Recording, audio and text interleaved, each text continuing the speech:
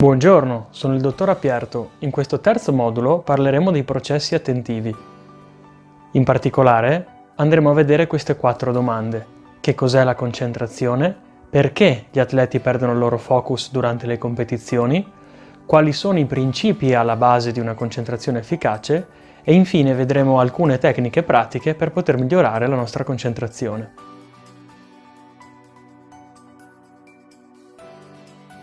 La concentrazione la possiamo definire come la capacità di una persona di esercitare uno sforzo mentale volontario. Una metafora che ci può aiutare per capire che cos'è la concentrazione è immaginare di essere in una stanza buia e pensare di avere una torcia sopra la testa.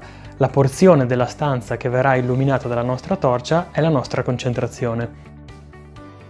Riferendoci al contesto sportivo, individuiamo principalmente 4 componenti dell'attenzione. Concentrarci su stimoli rilevanti, quindi l'attenzione selettiva che ci permette di evitare le distrazioni e di essere focalizzati su degli elementi specifici. Il fatto di mantenere il focus attentivo nel tempo perché sappiamo quanto è importante riuscire a essere concentrati fino alla fine della prestazione. E inoltre mantenere consapevolezza della situazione perché ci permette di capire che cosa sta succedendo intorno a noi e quindi di prendere delle decisioni adeguate alla situazione. Il punto 4 invece è il fatto di saper spostare il focus quando necessario, soprattutto quando consideriamo che l'ambiente sportivo e le richieste dello sport cambiano rapidamente e noi dobbiamo saperci adattare velocemente per poter essere efficaci.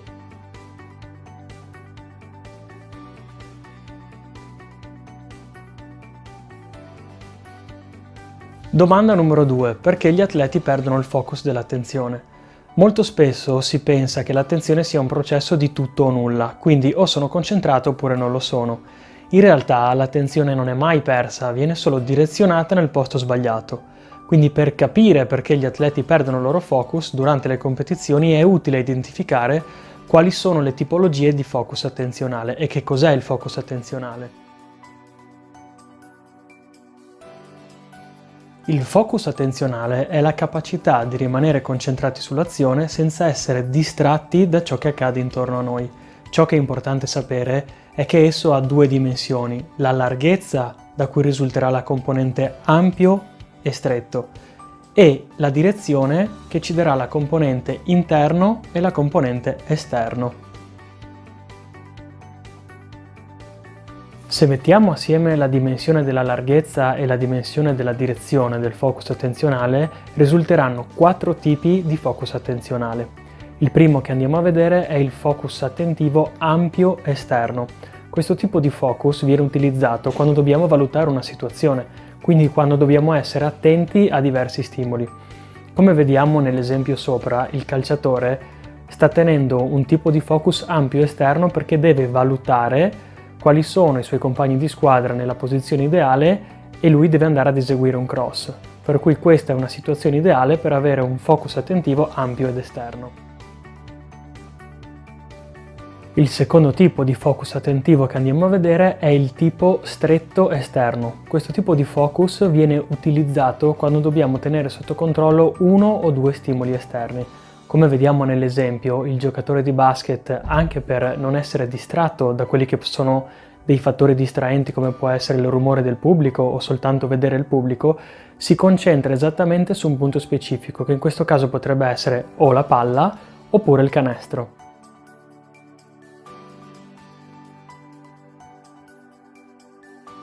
Il terzo tipo di focus attentivo che andiamo a vedere è di tipo ampio interno. Questo tipo di focus attenzionale ci permette di concentrarci su quelli che sono i piani di gioco, oppure su quelle che possono essere delle strategie da mettere in atto. Nell'esempio che vedete l'atleta sta ripetendo mentalmente il proprio tracciato, quindi vuol dire che ha un focus ampio ma direzionato internamente. Infine, il quarto tipo di focus attentivo è di tipo stretto e interno. Questo tipo di focus ci permette di focalizzarci su quelli che sono i nostri stati emotivi, oppure sui nostri pensieri. In altri casi può essere anche utilizzato per percepire delle sensazioni specifiche da particolari punti del corpo. Pensiamo per esempio a un golfista che con un tipo di focus stretto e interno controlla la tensione muscolare del suo braccio che per lui è importante per poter eseguire un tiro efficace. Una volta compreso il meccanismo del focus attenzionale, possiamo capire come lo spostamento del focus in una direzione sbagliata può essere causa di errori. Vediamo ora alcuni dei problemi tipici che gli atleti possono avere nel controllo e nel mantenimento dell'attenzione e ci andremo a concentrare prevalentemente su quelli che sono i fattori interni che possono causare distrazione.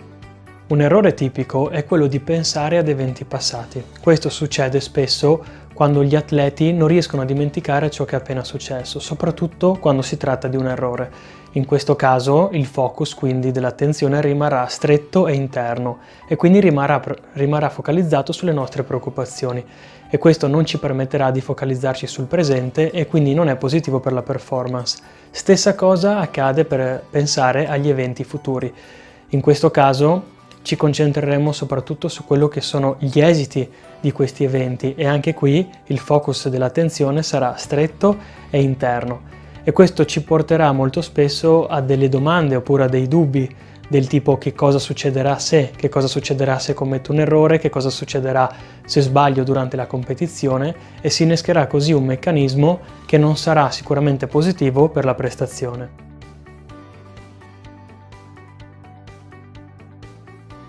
Un ulteriore problema tipico è il fatto di cedere sotto pressione. Quando siamo sotto pressione ci sono delle modificazioni fisiologiche che avvengono nel nostro corpo, aumenta il battito cardiaco, sentiamo le mani sudate, aumenta la frequenza del respiro e in questa situazione di pressione il vero punto chiave avviene a livello dell'attenzione, quindi del focus attentivo, perché invece di concentrarti esternamente sugli spunti che sono rilevanti nel tuo ambiente, ti concentri sulle tue preoccupazioni e sulla tua paura, per esempio la paura di perdere o di fallire o di commettere un errore, e quindi la tua attenzione diventa ristretta ed interna. Allo stesso tempo la maggiore pressione riduce anche la flessibilità di spostare il tuo focus attentivo. Infine, un ulteriore problema tipico è il controllo eccessivo sul gesto tecnico. Quando ci alleniamo è molto importante avere un'attenzione stretta e interna per poter controllare i movimenti del corpo e la meccanica del gesto, per poter migliorare così la nostra tecnica. Allenando però queste abilità sempre di più, esse diventano degli automatismi e non dobbiamo eseguire così un controllo conscio per poterle mettere in atto. Il problema avviene quando durante le competizioni abbiamo un controllo eccessivo del gesto su delle abilità che in realtà sono già automatiche. Quindi durante le competizioni sarebbe più adeguato avere un focus dell'attenzione esterno per poterci concentrare su ciò che succede davanti a noi. Per esempio, se stai prendendo parte ad una gara di sci e stai gareggiando per il tempo più veloce, non dovresti concentrarti sulla meccanica dei movimenti, piuttosto dovresti essere concentrato esternamente su dove stai andando, quindi sulle traiettorie, sciando fondamentalmente con quello che possiamo definire pilota automatico. Andiamo ora a vedere quali sono i principi di una concentrazione efficace. Il punto 1 ci dice che la concentrazione è un processo consapevole, quindi un atleta dovrà conoscere bene qual è il suo interruttore per capire se è concentrato o no. E questo è molto importante soprattutto in quegli sport in cui le competizioni durano per molto tempo, oppure in quegli sport in cui la competizione si alterna spesso a dei momenti morti. E quindi in questo caso è ancora più fondamentale conoscere questo interruttore. Il secondo punto ci dice che gli atleti dovrebbero essere concentrati su un solo pensiero alla volta. Questo vuol dire che è molto utile riuscire a trovare dei pensieri o delle parole stimolo, delle ancore che permettano all'atleta, richiamandole, di sapere di essere concentrato e di essere quindi pronto all'azione. Il terzo punto invece fa riferimento all'armonia tra mente e corpo e quindi un atleta per essere focalizzato deve fare esattamente ciò che sta pensando di fare. Il quarto punto ci dice che l'atleta deve fare refocus regolarmente per mantenere efficiente la sua mente. Questo cosa vuol dire? È come eseguire un refresh della pagina su cui stiamo navigando nel web. Questo è importante soprattutto nelle competizioni che durano molto, perché sappiamo che l'attenzione non ha una capacità infinita, per cui per noi è molto importante fare dei refresh, quindi rifocalizzarci, avere dei momenti di stacco in cui siamo concentrati e altri in cui spostiamo il focus della nostra attenzione per poter essere efficienti. Il quinto e ultimo punto dei nostri principi fondamentali ci dice che l'atleta dovrebbe focalizzarsi esternamente quando diventa ansioso, come abbiamo visto in alcuni esempi precedenti. Questo perché focalizzarsi internamente sulle proprie preoccupazioni, sulle paure oppure sul timore di sbagliare può portare a un decadimento della prestazione. Siamo arrivati così all'ultimo punto, le tecniche pratiche per migliorare la concentrazione. Tra queste troviamo il focalizzarsi sugli obiettivi di azione. Se vi ricordate, quando abbiamo visto il goal setting, abbiamo potuto notare che ci sono degli obiettivi di prestazione e di processo. Questi tipi di obiettivi sono sempre orientati all'azione. Focalizzarci su questi obiettivi ci può aiutare a essere concentrati, piuttosto che pensare all'esito di alcuni eventi. Oppure utilizzare delle routine pre-performance. Per chi segue lo sport in TV spesso vediamo degli atleti mettere in atto dei comportamenti che ci sembrano a volte strani o particolari. Molto spesso quelle sono delle routine pre-performance. Avere delle routine e soprattutto metterle in atto costantemente permette agli atleti di essere maggiormente concentrati anche nelle situazioni più difficili. Un'altra tecnica che può essere utilizzata è quella di usare delle parole chiave per potersi concentrare. Questa tecnica l'abbiamo vista anche tra i principi fondamentali di una concentrazione efficace e consiste nel trovare delle parole stimolo che sono individuali, quindi cambiano da atleta a atleta, che possono essere richiamate per essere concentrati efficacemente. Questa tematica comunque verrà trattata nel modulo del self-talk. Un'altra tecnica, inoltre, è quella dell'imagery, ovvero della visualizzazione mentale. Un esempio l'abbiamo vista con l'atleta che ripeteva mentalmente il tracciato che avrebbe dovuto andare ad affrontare. Quello è un esempio di visualizzazione mentale. Si consiglia comunque sia per quanto riguarda il self-talk, quindi utilizzare parole stimolo, che per quanto riguarda l'imagery, di consultare un professionista per ottimizzare queste tecniche. Il nostro terzo modulo si completa qui, io vi ringrazio dell'attenzione e ci vediamo al prossimo modulo.